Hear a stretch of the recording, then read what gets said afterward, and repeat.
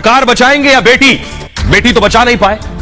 बेटी ने तो जिंदगी और मौत से जंग लड़ते हुए मौत को गले लगा लिया। हेमंत सोरेन बेटी नहीं बचा पाए। लेकिन आपको अगली तस्वीर दिखाने जा रहा हूं कि अब सरकार बचा रहे हैं। ये देखिए जरा, ये तस्वीर हेमंत सोरेन बस में सवार अपने एमएलए को बस में भरकर ले गए।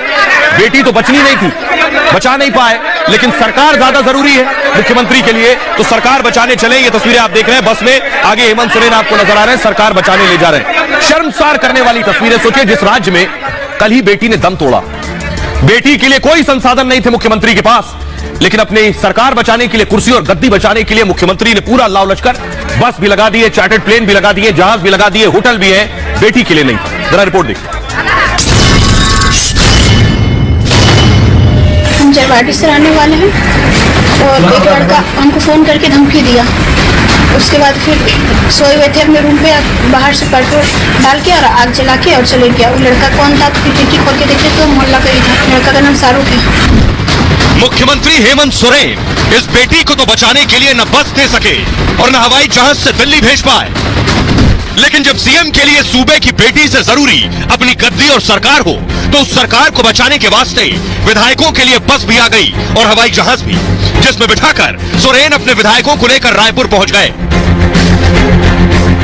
बस इतना सा ही इंतजाम अगर अंकिता के लिए कर दिया होता तो आज वो जिंदा होती, लेकिन सीएम को बेटी की नहीं, सरकार की चिंता है और सिर्फ अपनी कुर्सी की। और आइए, बेटी को एक राज्य से दूसरे राज्य मुख्यमंत्री नहीं ले जा पाए बचाने के लिए, लेकिन सरकार बचाने के लिए अपना राज्य छोड़कर भाग गए। देखिए जरा, रांची से फ्लाइट लेकर अपने एमएलए को रायपुर पहुंच गए। 588 किलोमीटर का सफर तय कर लिया। यह जहाज सरकार के पास नहीं था, यह जहाज सरकार के पास नहीं था कि एयर एम्बुलेंस से अंकिता को उठाकर दिल्ली के एम्स ले आते। सुनिए जरा, अब अंकिता के दादा रो रहे हैं, बिलख रहे हैं, उनकी बेटी को बचा लेते, और मुख्यमंत्री कह रहे हैं ऐसी घटनाएं तो होती रहती हैं। सुनिए। प्रथम मांग है कि मेरा जिस तरह से हमारा बेटा पोती तरह की मरी है, उसी तरह से उसको फांसी सजा होना चाहिए।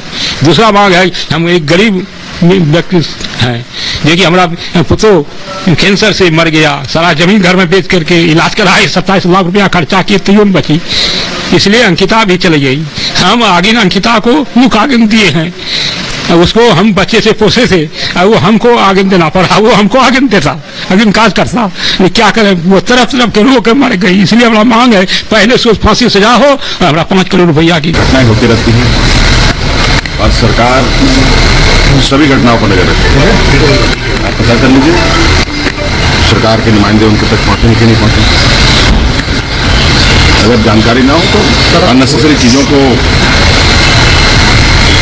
भ्रमित आप लोगों के माध्यम से ना हो, मेरी आप लोगों से गुजारिश है। तो आप मुख्यमंत्री को सुन रहे थे।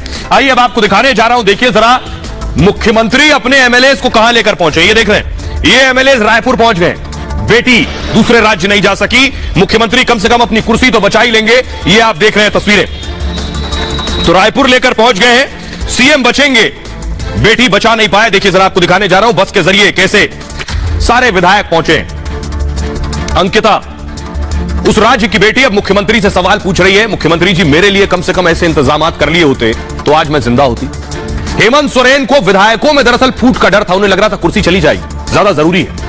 विधायकों की हॉर्स ट्रेडिंग का डर सता रहा था उन्हें, और ऑपरेशन लोटस से डर गए हेमंत सोरेन। कांग्रेस के विधायकों में नाराजगी की खबर उन्हें मिली, उन्हें लगा सरकार न चली जाए।